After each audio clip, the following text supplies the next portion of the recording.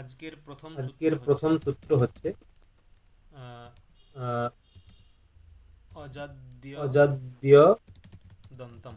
দন্তম অজাদ্য দন্তম। অজাদ্য দন্তম। বৃত্তি কি? বৃত্তি কি? বৃত্তি হচ্ছে বৃত্তি হচ্ছে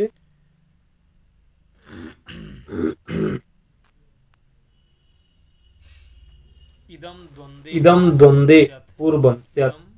ইদম ইদম দ্বন্দ্বে দ্বন্দ্বে পূর্বম স্যাৎ। পূর্বম স্যাৎ। ইদম দ্বন্দ্বে ইদম পূর্বম দ্বন্দ্বে স্যাৎ। পূর্বম স্যাৎ। এটা ইদম বলতে ইদম বলতে সূত্রার্থ কি? সূত্রার্থ কি? সূত্রার্থ হচ্ছে, সূত্রার্থ আচ্ছা হচ্ছে আমার কথা শোনা আচ্ছা, যাচ্ছে? আমার কথা শোনা হ্যালো? যাচ্ছে? হ্যালো? হ্যাঁ স্যার। মানে হ্যাঁ স্যার, শোনা যাচ্ছে আস্তে শোনা যাচ্ছে না জোরে আস্তে শোনা শোনা যাচ্ছে? যাচ্ছে না জোরে শোনা যাচ্ছে? ঠিকঠাক।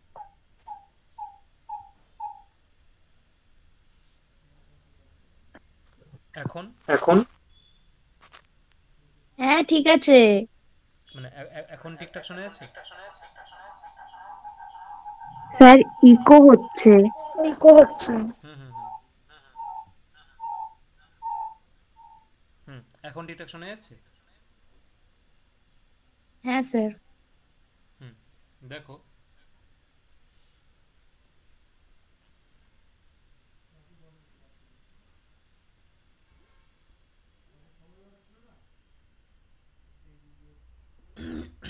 হুম, তাহলে কি হলো যে সূত্র হচ্ছে যে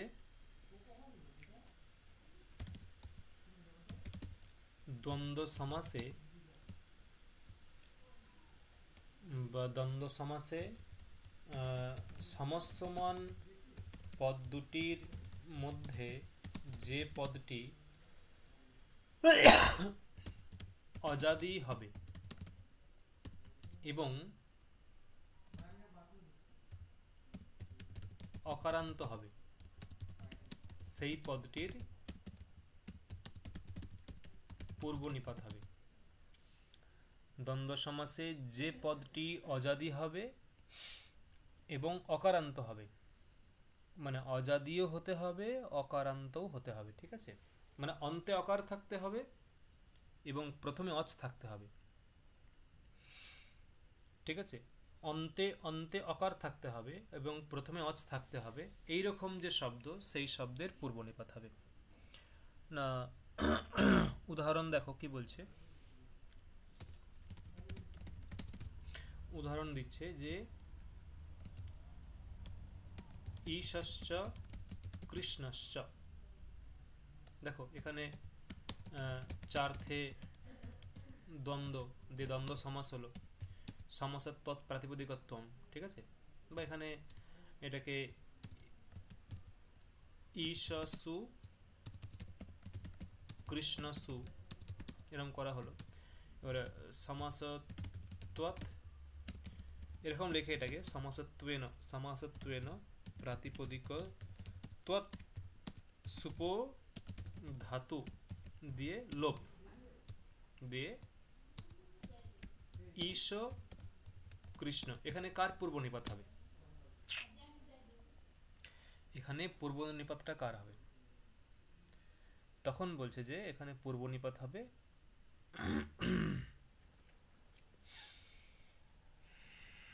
যে পদটা অজাদি মানে অচ আদিতে আছে, এমন একটা পদ যার আদিতে অচ আছে। তাহলে এখানে অজাদি পদ কোনটা এবং অদন্ত পদ কোনটা বা অকারান্ত পদ কোনটা, মানে অজাদি এবং অকারান্ত কোনটা হবে? ইসো। হুম, বলো। ইসো। ঈশ। কেন কৃষ্ণটা হবে না কেন?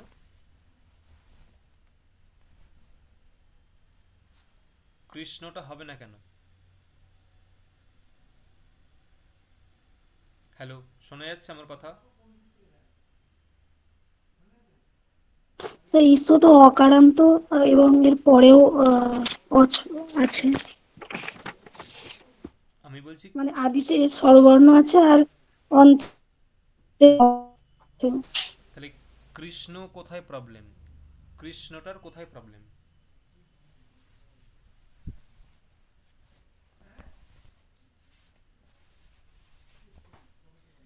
কৃষ্ণ এটার কোথায় প্রবলেম, এটা কেন হচ্ছে না, এর কোনখানটায় প্রবলেম আছে? দেখো, কৃষ্ণ পদে অন্তে অকার থাকলেও প্রথমে অচ নেই, এটাই তো। কৃষ্ণ পদে অন্তে অকার হ্যাঁ হ্যাঁ থাকলেও আদিতে অচ নেই, সেই জন্য এর পূর্ব নিপাত হবে না।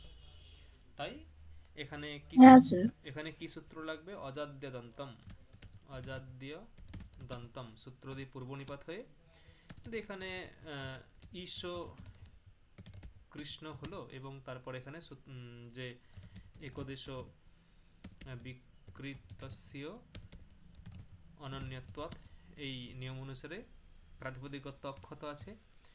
কিন্তু আবার এখানে যেহেতু এটা মানে দ্বিবচন, তাই এখানে দ্বিবচনই প্রয়োগ হবে। এটা ইতরেতর দ্বন্দ্ব হচ্ছে, ঈশ কৃষ্ণ ঔ দিয়ে প্রক্রিয়া কার্যে ঈশ কৃষ্ণ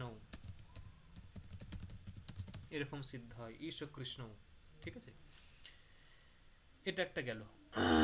এটা হচ্ছে এই সূত্রের নিয়ম। এখন ধরো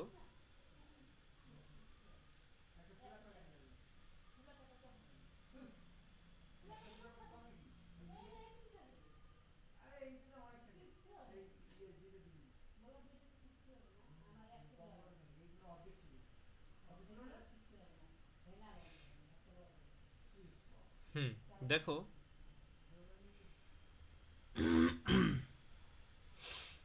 একটা প্রসঙ্গ আসছে যে যদি এই রকম অজাদি এবং অদন্ত পদ একাধিক থাকে, বা আক্ষেপ বল, আক্ষেপ বা প্রশ্ন, যদি অজাদি এবং অকারান্ত পদ একাধিক থাকে, তখন কার পূর্ব নিপাত করা উচিত? মানে প্রসঙ্গটা কি দেখো, এই যে সমস্যমান পদ এই দুটো ছিল, দুটো সমস্যমান পদ ছিল, দুটো সমস্যমান পদের মধ্যে একটা হচ্ছে অজাদি এবং অকারান্ত, মানে একটা পদ অজাদি প্লাস অকারান্ত, আর একটা পদ কেবলমাত্র অকারান্ত, নট অজাদি। একটা পদ অজাদি প্লাস অকারান্ত, আর একটা পদ অনলি অকারান্ত, অজাদি নয়। সেই জন্য এখানে নির্ণয় করাটা খুব সহজ হয়েছে, যে যেটা অজাদি হবে প্লাস অকারান্ত হবে তারই আমি পূর্ব নিপাত করব। কিন্তু এখন একটা সমস্যা আসছে, দ্বন্দ্ব সমাস তো অনেকগুলো পদ নিয়েও হতে পারে, দুটো পদ নিয়ে নাও হতে পারে, 3টে 4টে 5টা পদও থাকতে পারে দ্বন্দ্ব সমাসে, কোনো আপত্তি নেই। যদি সেই সমস্যমান পদ দুইয়ের অধিক, যে সমস্যমান পদ 3, 4, 5, 6 এরকম সমস্যমান পদের মধ্যে যদি এইরকম উপস্থিত হয় যে একাধিক পদ অজাদি প্লাস অকারান্ত, একাধিক পদ অজাদি প্লাস অকারান্ত, তখন কি হবে? কি বললাম, প্রসঙ্গটা বোঝা গেল? আর একবার বলুন। আমি উদাহরণটা দিলে বুঝতে পারবে। দেখো, দুটোর মধ্যে তুলনা করো। একটা হচ্ছে ঈশশ্চ কৃষ্ণশ্চ, ঈশ কৃষ্ণ, এটা হচ্ছে প্রথম একটা। আর যেটা এখন প্রসঙ্গ সেটা হচ্ছে এইটা, অশ্বশ্চ রথশ্চ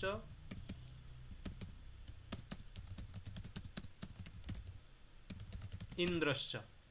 দেখো,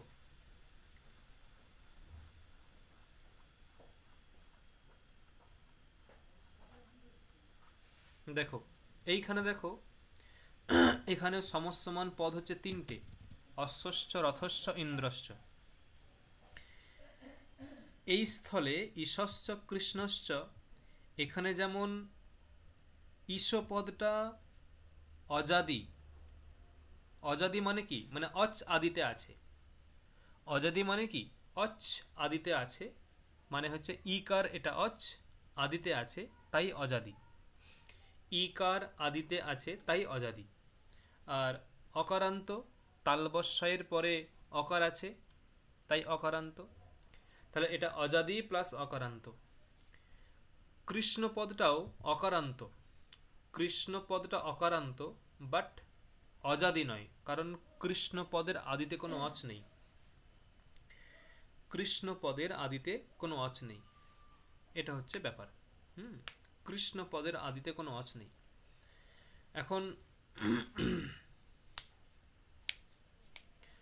এটাই হচ্ছে ব্যাপার, যে তাহলে অজাদ্যদন্তম এই নিয়ম অনুসারে যেটা অজাদি হবে এবং যেটা অকারান্ত হবে তার পূর্বনিপাত হবে।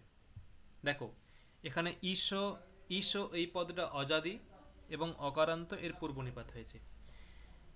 এখানে ভেবে দেখো তিনটে সমস্যমান পদ আছে। অশ্ব এই পদটা অজাদি, অশ্ব পদটা অজাদি, হ্যাঁ কি না? হ্যাঁ অশ্ব পদটা অজাদি, হ্যাঁ কি না?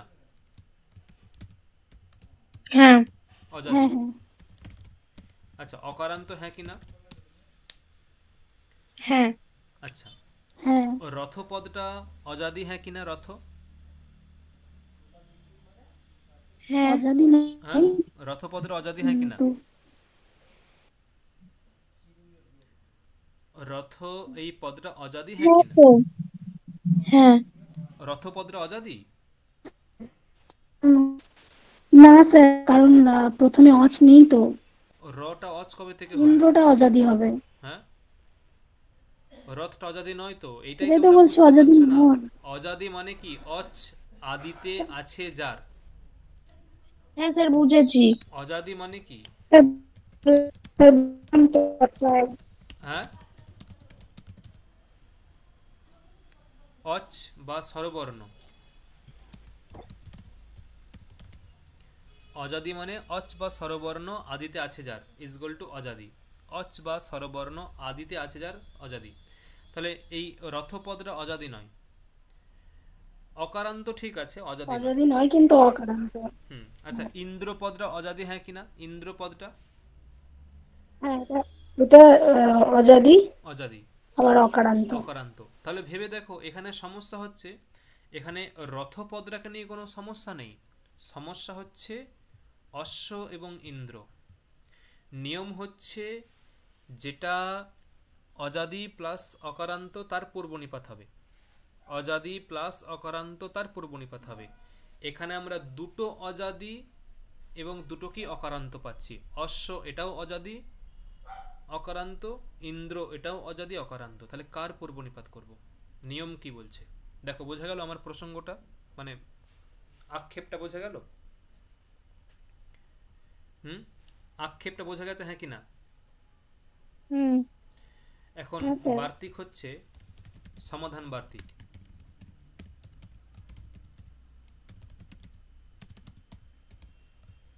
বহুস্ব নিয়মঃ, বহুষু অনিয়মঃ, ভাঙলে হবে কি? বহুষু অনিয়মঃ। অর্থাৎ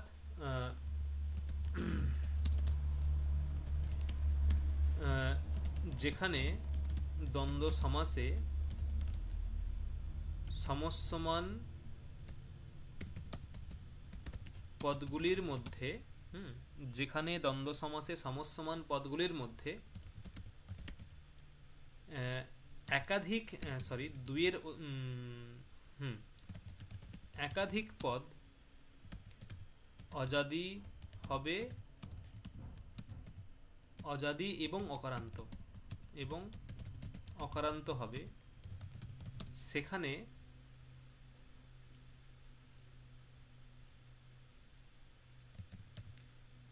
যে কোনো একটির পূর্বনিপাত করা যাবে। কোনটির হবে তা তদ্বিষয়ে নির্দিষ্ট নিয়ম নেই। মানে যে কোনো একটির তুমি পূর্বনিপাত করতে পারো। যে বলেছে বহুষু অনিয়মঃ, বহুষু মানে কি? মানে একাধিক থাকলে, একের অধিক থাকলেই সেখানে অনিয়ম কোনো নির্দিষ্ট নিয়ম নেই, অনিয়ম সেখানে। তো যে বহুষু অনিয়মঃ, তাই দেখো বলছে যে যেখানে দ্বন্দ্ব সমাসে সমস্যমান পদগুলির মধ্যে একাধিক পদ অজাদি এবং অকারান্ত হবে, সেখানে যে কোনো একটির পূর্বনিপাত করা যাবে। কোনটির হবে তৎবিষয়ে কোনো নির্দিষ্ট নিয়ম নেই। তুমি এটা বক্তা যা খুশি করতে পারে, মানে যিনি এটা করছেন, ঠিক আছে। তাই এটা এখন কোনটা করব, তুমি এরকম বলতে পারো যে অশ্বশ্চ রথশ্চ ইন্দ্রশ্চ, অশ্বশ্চ রথশ্চ ইন্দ্রশ্চ, ঠিক আছে। এখানে ধরো অশ্ব রথ ইন্দ্র, এটাকে তুমি এরকম করতে পারো অশ্ব রথেন্দ্রাহা, এটা করতে পারো। অথবা মানে এখানে আমি নিয়ম অনুসারে অশ্বটাকে পূর্বনিপাত করলাম। এখানে কিন্তু পূর্বনিপাতের নিয়ম হচ্ছে বহুস্ব অনিয়মঃ, ঠিক আছে, বহুস্ব অনিয়মঃ, এটা পূর্বনিপাতের নিয়ম। এখন অশ্ব রথেন্দ্রাহা, এখানে আমি অশ্বপদের পূর্বনিপাত করলাম। এখানে অশ্বপদের নিপাত। দ্বিতীয়ত এরকম করতে পারো ইন্দ্র রথাস্বাহা, ইন্দ্রপদের পূর্বনিপাত। দেখো বোঝা গেল? তুমি এখানে যেটা খুশি করতে পারো। এখানে রথ মানে রথ পদটার কিন্তু পূর্বনিপাতের প্রাপ্তি নেই, সেটা অটোমেটিক বারণ হচ্ছে। আমার সমস্যা হচ্ছে অশ্ব এবং রথকে নিয়ে, এই অশ্ব এবং ইন্দ্রকে নিয়ে। এখানে তুমি যা খুশি করতে পারো, এটাও করতে পারো, ওটাও করতে পারো। ক্লিয়ার? হ্যালো, বোঝা গেছে? হ্যাঁ স্যার। হ্যাঁ স্যার।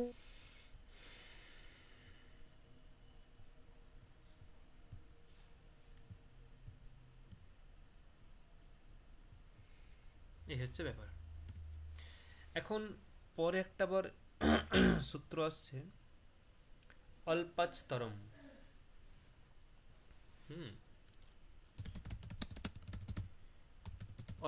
অল্পাচতরম,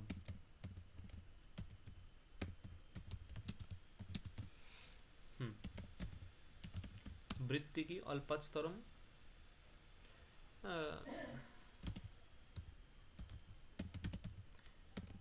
দ্বন্দ্বে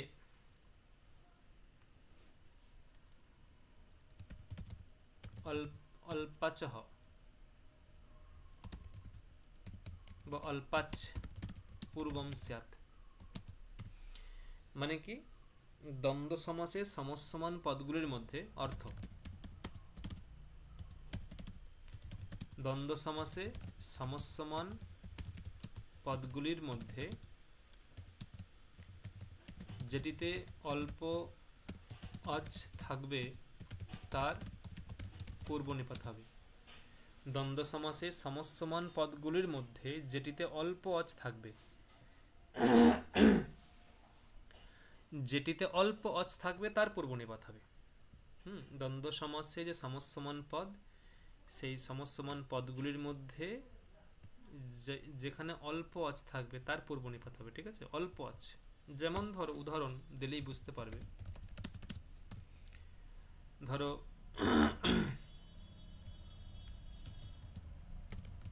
ঈশশ্চ কেশবশ্চ, ঈশশ্চ কেশবশ্চ, এটা হচ্ছে এখানে চার্থে দ্বন্দ্ব দিয়ে দ্বন্দ্ব সমাস হলো।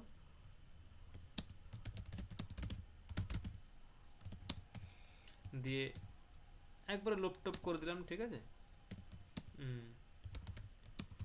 সুপাম লোপে যে ঈশ কেশব, এই অবস্থায় এখানে আমি কার পূর্বনিপাত করব? এখানে পূর্বনিপাতটা কার করব? তখন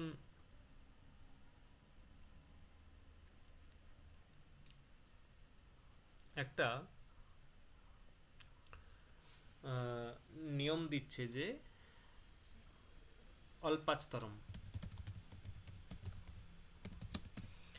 না কি বক্তব্য, যেখানে অল্প অচ আছে তার পূর্বনিপাত হবে। দেখো কোন মানে দুটো সমস্যমান পদ ঈশ এবং কেশব, এই দুটো সমস্যমান পদের মধ্যে কোথায় অল্প অচ আছে আমি দেখাচ্ছি। দেখো ঈশতে কটা অচ আছে?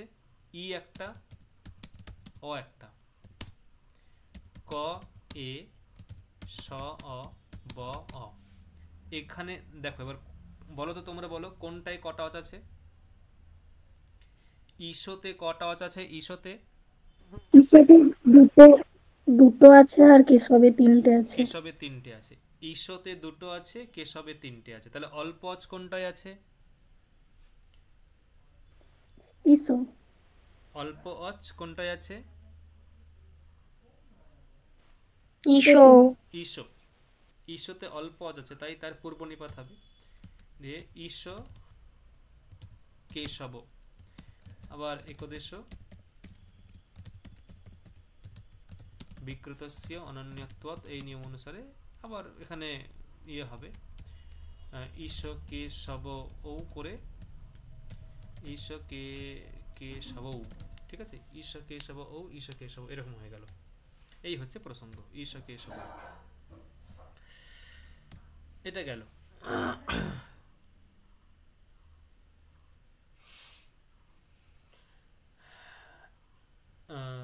হুম, একটা বার্তিক আছে, বার্তিক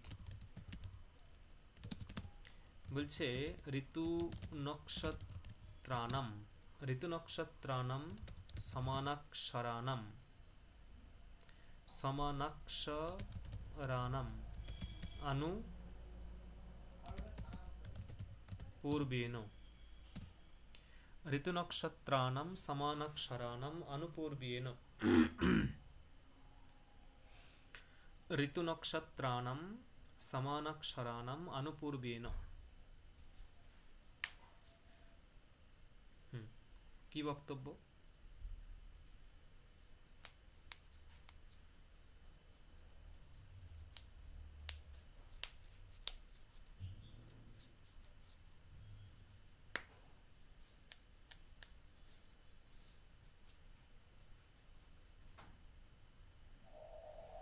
দেখো,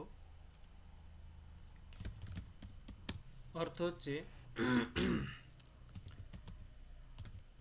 ঋতুবাচক এবং নক্ষত্রবাচক সমান অক্ষর বিশিষ্ট পদের মধ্যে যদি দ্বন্দ্ব সমাস হয়, সেখানে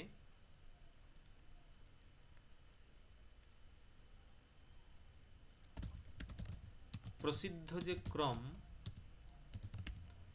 সেই অনুসারেই পূর্ব নিপাত হবে। ঠিক আছে? ঋতুবাচক এবং নক্ষত্রবাচক পদ হতে হবে। ঋতুবাচক যেমন ধরো গ্রীষ্ম, বর্ষা, শরৎ, হেমন্ত, শীত, বসন্ত, এগুলো ঋতুবাচক পদ। আর নক্ষত্রবাচক পদ যেমন ধরো, নক্ষত্র যেমন ধরো কৃত্তিকা, কৃত্তিকা, রোহিণী, এরকম। ঠিক আছে? কৃত্তিকা, রোহিণী, এরকম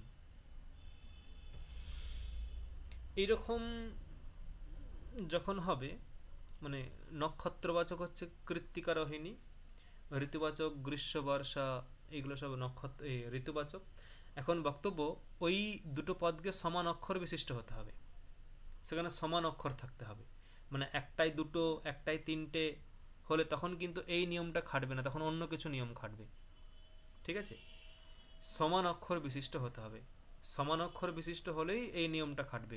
ঋতুবাচক পদ হতে হবে, নক্ষত্রবাচক পদ হতে হবে, তাদের মধ্যে সমান অক্ষর বিশিষ্ট হতে হবে সেই দুটো পদ, তবেই এই নিয়মটা প্রযোজ্য হবে। অন্যথা কিন্তু অন্য নিয়ম অনুসারে পূর্ব নিপাত হবে।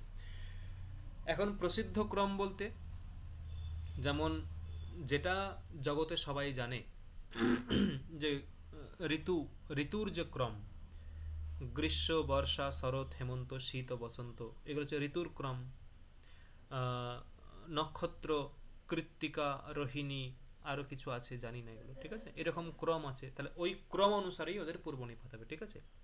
মানে ক্রম চেঞ্জ হবে না। উদাহরণ দেখো, যদি বলা হয় যে গ্রীষ্মশ্চ বর্ষাচ, গ্রীষ্মশ্চ বর্ষাচ, কি হবে তখন? কি হবে? পূর্ব নিপাত কার হবে? এখানে চার্থে দ্বন্দ্ব দিয়ে দ্বন্দ্ব সমাস হলো, তারপরে গ্রীষ্ম সু বর্ষা সু হলো, লোপ হলো, গ্রীষ্ম বর্ষা হলো। এখানে পূর্ব নিপাতটা কার হবে? প্রসঙ্গ পূর্ব নিপাত কার হবে? তখন বা নিয়মটাই কি পূর্ব নিপাত কার হবে, বা নিয়মটাই কি পূর্ব নিপাতের? তখন বলছে এখানে নিয়ম হচ্ছে ঋতু নক্ষত্রানাম, এটা ঠিক আছে। এখানে পূর্ব নিপাত কার হবে? প্রসিদ্ধ ক্রম কোনটা? গ্রীষ্ম, এটাই পূর্বে, তাই এরই পূর্ব নিপাত হবে। গ্রীষ্ম বর্ষা। এখানে আবার ও বিভক্তি যোগ করলে লতা লতের এরকম হয়ে যাবে, গ্রীষ্ম বর্ষে এরকম হয়ে যাবে, ঠিক আছে, গ্রীষ্ম বর্ষে। নেক্সট উদাহরণ দেখো কি বলছে। ধরো এরকম বলা হলো হেমন্তশ্চ শিশিরশ্চ। শিশির মানে শীতকাল, শিশির মানে শীতকাল, ঠিক আছে। হেমন্তশ্চ শিশিরশ্চ, গ্রীষ্ম বর্ষা শরৎ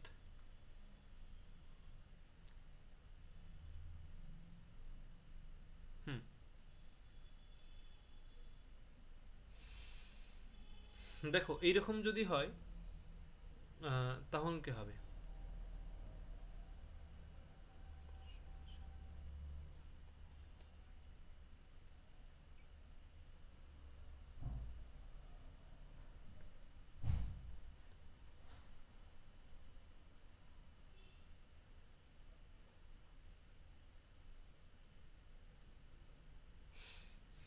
দেখো এরকম যদি হয় তখন কি হবে? এখানে বোঝাই যাচ্ছে যে হেমন্ত, এখানে সমাস সংজ্ঞা হলো, যেমন ক্রম আমাদের হচ্ছে চার্থে দ্বন্দ্ব দিয়ে সমাস হয়ে তারপরে প্রক্রিয়া কার্য হবে হেমন্ত সু শিশির সু, হেমন্ত শিশির। এই অবস্থায় এসে তখন কার পূর্ব নিপাত হবে? প্রশ্ন। ওই ঋতু নক্ষত্রানাম এই নিয়ম অনুসারে এখানে পূর্ব নিপাত হবে কার? যেটা পূর্বে আছে তারই পূর্ব নিপাত। দেখো ক্রম কি বলছে? গ্রীষ্ম বর্ষা শরৎ, ওটা এখানে নেই।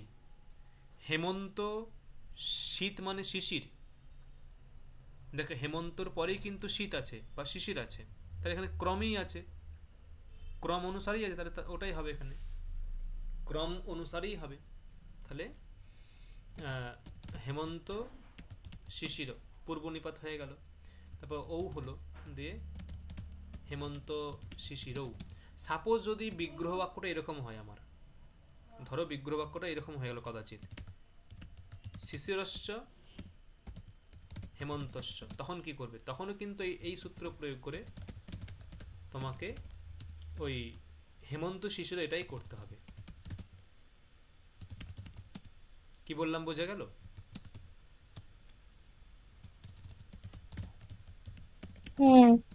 মানে উল্টো পাল্টা থাকলেও তোমাকে ক্রমটাই মেনটেন করতে হবে। বুঝতে পেরেছি। মানে এমন এমন ধরো হলো যে তোমাকে দেয়া হলো যে বসন্তশ্চ হেমন্তশ্চ শিশিরশ্চ, তোমাকে ক্রম কিন্তু মেনটেন করতে হবে।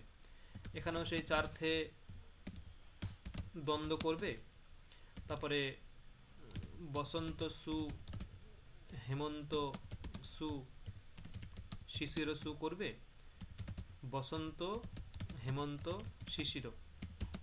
এখানে ঋতু নক্ষত্র আনাম এই অনুসারে এখানে এবার তুমি কার পূর্ব নিপাত করবে? তাহলে পূর্বে কোনটা আছে বলো তো? সব উল্টো পাল্টা হয়ে আছে, পূর্বে কোনটা হবে বলো? শিশির। হ্যাঁ পূর্বে শিশির হেমন্ত। পূর্বে হেমন্ত হবে, শিশিরও কেন হবে? ক্রমটা কি? গ্রীষ্ম বর্ষা শরৎ হেমন্ত, হেমন্ত প্রথম, তারপর শিশির, তারপর বসন্ত, তারপরে বসন্ত। তারপর শিশির, তারপর বসন্ত। তাহলে হেমন্ত শিশির বসন্ত। এরপরে কি প্রত্যয় হবে? সু ও যস, কোন প্রত্যয় হবে এখানে? সু ও যশ তিনটি প্রত্যয়ের মধ্যে কোনটা হবে? এক বচন, দ্বিবচন, বহুবচন, কোনটা করবো এখানে? বহুবচন। বহুবচন। বহুবচন। তাহলে যশ, হেমন্ত, শিশির, বসন্ত, বসন্তাহা, এরকম হবে ব্যাপারটা। ক্লিয়ার? হুম। হ্যাঁ স্যার। হুম, মানে ইন্টারেস্টিং না বিষয়গুলো? হুম। হ্যাঁ।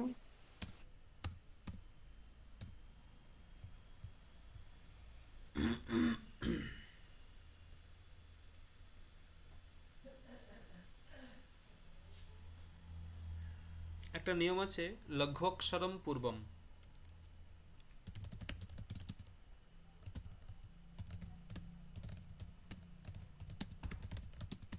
লঘ্বক্ষরম পূর্বম দ্বন্দ্ব সমাসে সমসমান পদগুলির মধ্যে যেটিতে লঘ্বক্ষর থাকবে তার পূর্ব নিপাত হবে। লঘু অক্ষর মানে অক্ষরটা লঘু হবে। যেমন ধরো অ এটা লঘু, আ এটা গুরু, রস্যই এটা লঘু, দীর্ঘই এটা গুরু, রস্যু লঘু, দীর্ঘু গুরু, এরকম যেখানে লঘু অক্ষর থাকবে তার পূর্ব নিপাত হবে। উদাহরণ কি বলছে? উদাহরণ হচ্ছে কাশশ্চ কুশশ্চ।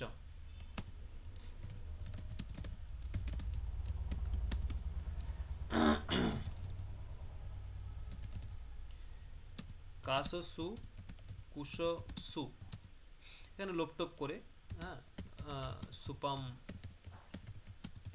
লোপে কাশ কুশ, পূর্ব নিপাত কার হবে?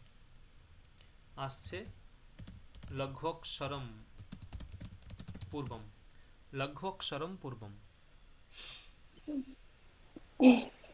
যে কোন যেখানে লঘু অক্ষর আছে তাহলে লঘু অক্ষর কোনটায় আছে? কাশ না কুশ? কুশ। কুশো। কুশ, অতএব তার পূর্ব নিপাত হবে। তাহলে কুশ কাশ ও, কুশ কাশ। আবার একটা বার্তিক আসছে,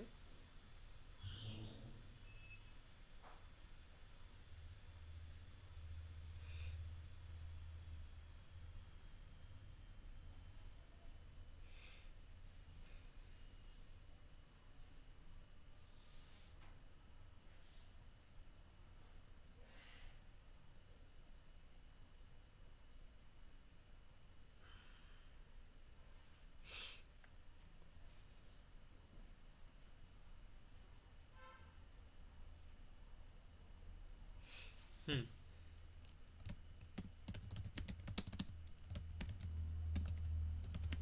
অভ্যর্হিতম চ, বার্তিক অভ্যর্হিতম চ। না, এর অর্থ কি? অভ্যর্হিতম চ এর অর্থ কি? এর অর্থ হচ্ছে এটাই যে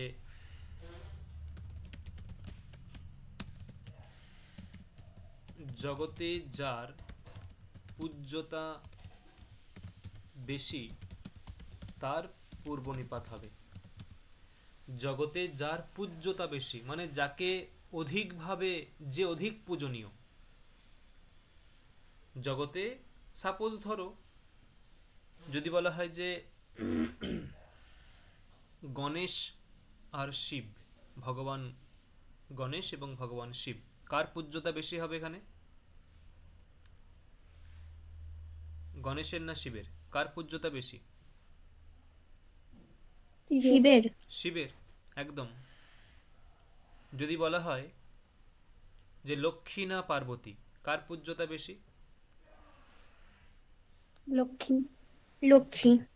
লক্ষ্মী না পার্বতী? পার্বতী না, মানে কাকে মানে হ্যাঁ, সবাই, অধিক মানে? পার্বতী। পার্বতী। ঠিক আছে, এইরকম এখন এইরকম যেখানে প্রসঙ্গ হবে সেখানে যার অভ্যর্হিত মানে কি, অভ্যর্হিত মানে পূজ্যতা, পূজ্যত্ব, তার পূর্বনিপাত হবে। একটা তোমরা ইয়ে পড়েছো, মহাকাব্য পড়েছো, ভারবীর মহাকাব্য। ভারবীর মহাকাব্য কি আছে বলো তো? ভারবীর মহাকাব্য, ভারবীর মহাকাব্য কি আছে? জানি না। হ্যাঁ, ভারবীর মহাকাব্য জানো না? কিরাতার্জুনীয়ম, কিরাতার্জুনীয়ম, একদম। ওটা কি? ভারবীর মহাকাব্য কিরাতার্জুনীয়ম। ওইখানে কিরাতটা কে জানো? কিরাতটা কে? হ্যাঁ, কিরাত হচ্ছে শিব, মহাদেব। মহাদেব। মানে ওই কিরাতার্জুনীয়মের যে সমাসটা, ওই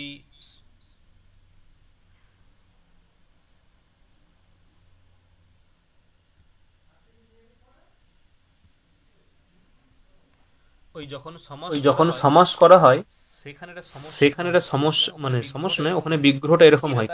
কিরাতার্জুনীয়ম যে গ্রন্থটা, শোনা যাচ্ছে তো আমার কথা? হ্যালো, শোনা যাচ্ছে? হ্যালো, শোনা যাচ্ছে? হ্যাঁ স্যার। মানে কিরাতার্জুনীয়ম যে গ্রন্থটা, তার যখন মানে কিরাতার্জুনীয়ম এই যে পদটা, এটাকে যখন সমাস করা হয় তখন কি হয় দেখো,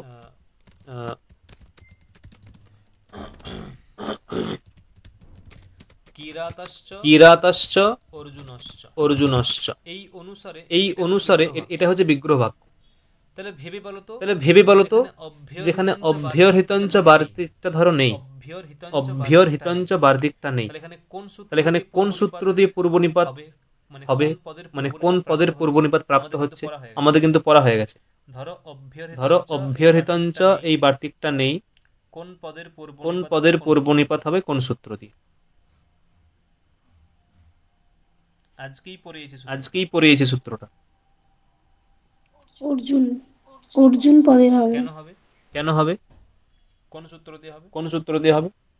ওই অজাদ্যন্ত। দেখো উচ্চারণটা হচ্ছে অজাদ্যদন্তম, অজাদ্যদন্তম। বলো অজাদ্যদন্তম। অজাদ্য, দেখো দুটো পদ ওখানে, অজাদ্যদন্তম, অজাদ্যদন্তম। এটাকে প্রথমে কেটে কেটে উচ্চারণ করবে, অজাদ্যদন্তম, অজাদ্যদন্তম, অজাদ্যদন্তম। যখন এটা মুখের মধ্যে বসে যাবে তখন আর স্পিডে উচ্চারণ করলে অটোমেটিক চলে আসবে, অজাদ্যদন্তম। এই সূত্র দিয়ে অর্জুন পদের পূর্বনিপাত আছে এখানে, কারণ অর্জুন এটা হচ্ছে অজাদি প্লাস অদন্ত। কিরাতটা অকারান্ত কিন্তু অজাদি নয়। কিন্তু এখানে অভ্যর্হিতঞ্চ সূত্র প্রয়োগ, মানে বার্তিকটা প্রয়োগ হবে। কেন হবে দেখো, অর্জুনও একজন বিশিষ্ট যোদ্ধা এবং মহাভারতে তার পবিত্র, মানে তার চারিত্রিক পবিত্রতা, তার তপস্বিতা, তাপসত্ব গুণ, এসব নিয়ে কোনো সন্দেহ নেই। কিন্তু আরেকজন যা যে কিরাত, সে হচ্ছে মহাদেব, মানে এই প্রসঙ্গে হচ্ছেন মহাদেব। তিনি কিরাত ব্যাধ রূপে এসেছিলেন অর্জুনের সম্মুখে। তাহলে এখানে কার পূজ্যতা বেশি, অর্জুনের না মহাদেবের? স্বাভাবিক মহাদেবের পূজ্যতা বেশি। তাই এখানে দেখো, অজাদ্যদন্তম সূত্রানুসারে অর্জুন পদের পূর্বনিপাত প্রাপ্ত থাকলেও অভ্যর্হিতঞ্চ এই বার্তিক অনুসারে এখানে কিরাত পদেরই পূর্বনিপাত হবে। তাই এখানে কিরাতাশ্চ অর্জুনশ্চ কিরাতার্জুনৌ এরকম হবে। প্রথমে কিরাতার জুনৌ এরকম হলো, এরপরে একটা ইয়ে হবে যে এরকম হবে যে এটা হচ্ছে প্রথম সমাসটা হলো, তারপরে একটা আছে যে তৌ অধিকৃত্য কৃত গ্রন্থ ইজগল টু কিরাতার্জুনীয়, কিরাতার্জুনীয়। এখানেও আবার একটা বার্তিক আছে মনে হয়, দ্বন্দ্ব শিশুক্রন্দ শিশুক্রন্দ জননাদিভ্যশ্চ কোনো সূত্র আছে। বলে কোনো সূত্র আছে। শিশু দ্বন্দ্ব ক্রন্দ জননাদিভ্যশ্চ, এরকম কোন একটা বার্তিক আছে বা সূত্র আছে, ওই বার্তিক অনুসারে এখানে আবার ছ প্রত্যয় হবে, মানে কিরাতার জনু এর সঙ্গে ছ প্রত্যয় হবে, ছ প্রত্যয় হয়ে ইয় আগম হবে, ছয়ের স্থানে আয়নেয় ইন ই ইয় ফটখচ গং প্রত্যয়াদিনাম বলে সূত্র আছে, ওই সূত্রানুসারে এখানে ওই ছয়ের স্থানে ইয় আগম ইয় আদেশ হবে, তারপরে কিরাতার্জনীয় এটা হবে। মানে ইয় আগম হয়েই শেষ নয়, ইয় আগম হওয়ার পরে ভ সংজ্ঞা হবে, ভ সংজ্ঞা হওয়ার পরে ইয়স্যেতি চ দিয়ে লোপ হবে, তারপরে ইয়টা লাগাবে। ওখানে প্রক্রিয়া আছে, যাই হোক এই হচ্ছে এটা গেল। পরবর্তী কি আছে আমাদের পদ?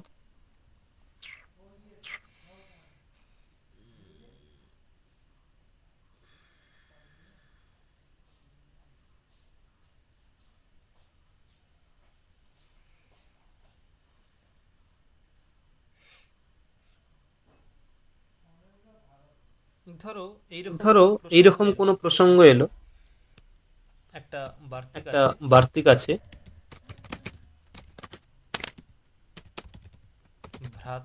ভ্রাতুর জিয়ায়সঃ, ভ্রাতুর জিয়ায়সঃ, বার্তিক অর্থ কি? যদি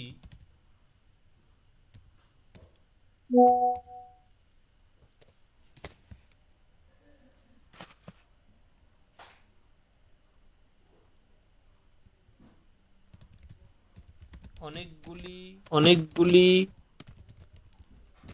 ভ্রাতার মধ্যে একাধিক ভ্রাতার নামবাচক পদের মধ্যে দ্বন্দ্ব সমাস হয়, যদি অনেকগুলি ভ্রাতার মধ্যে একাধিক ভ্রাতার নামবাচক পদের মধ্যে দ্বন্দ্ব সমাস হয়, সেখানে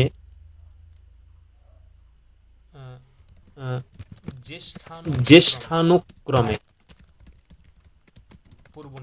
পূর্বনিপাত হবে। জ্যেষ্ঠানুক্রমে মানে যে বড় সে আগে বসবে, তারপরে যে সে পরে, তারপরে যে তারপরে সে বসবে, এইভাবে পূর্বনিপাত হবে। ঠিক আছে, জ্যেষ্ঠানুক্রমে। উদাহরণ দিলে বুঝতে পারো। দেখো উদাহরণ কি না, উদাহরণ হচ্ছে তোমার এরকম ধর বলা হলো যে নকুলস্য ভীমস্য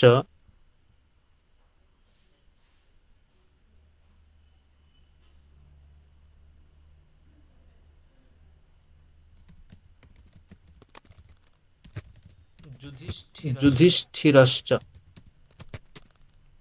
কি হবে এখানে বলো তো? দেখো প্রথমে যুধিষ্ঠির, তারপর ভীম, তারপরে নকুল। এখানে হচ্ছে তিনটি হচ্ছে ভ্রাতৃবাচক পদ। এখানে অনেকগুলো ভাই আছে, পঞ্চপাণ্ডব, পাঁচটা ভাই। পাঁচটা ভাইয়ের মধ্যে কখন কে পরে বসবে, কে আগে বসবে, মানে জ্যেষ্ঠানুক্রমে, যে বড় সে আগে, তারপরে যে, তারপরে সে, তারপরে এইভাবে ক্রম অনুসারে বসবে। তাহলে কি হলো? যুধিষ্ঠির ভীম নকুলাহা। এরকম আরো বলতে পারো যে অর্জুনস্য ভীমস্য যুধিষ্ঠিরশ্চ। তখন কি হবে? অর্জুনস্য ভীমস্য যুধিষ্ঠিরশ্চ। এখানে কি হবে? এখানে হচ্ছে তোমার কি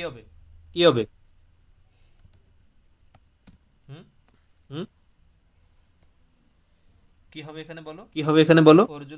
অর্জুনস্য ভীমস্য যুধিষ্ঠিরস্য। কি হবে? পর্ণা যুধিষ্ঠির ভীম অর্জুন। যুধিষ্ঠির ভীমার্জুনাহ। এরকম হলো। ঠিক আছে, যুধিষ্ঠির ভীমার্জুনাহ, এরকম হয়ে গেল। এই হচ্ছে এইটা মানে একটা মানে সূত্র একটা সূত্র সম্ভবত দুটো সূত্র পড়া হলো, তার মধ্যে অধিক বার্তিক পড়া হলো। এইগুলো এইগুলো দেখলে হবে না, এগুলো বারবার দেখতে হবে, তবে মাথায় একবার দেখলে হবে, একবার দেখতে হবে, তবে মাথায় থাকবে। ঠিক আছে, এগুলো একবার ঠিক আছে, এগুলো একবার দেখলে হবে না, এগুলো বারবার দেখতে হবে, তবে মাথায় হবে, একবার বসিয়ে নিতে হবে যে হ্যাঁ কিভাবে কি হচ্ছে, তবেই হবে, তবেই হবে, মাথায় থাকবে। মাথায় থাকবে।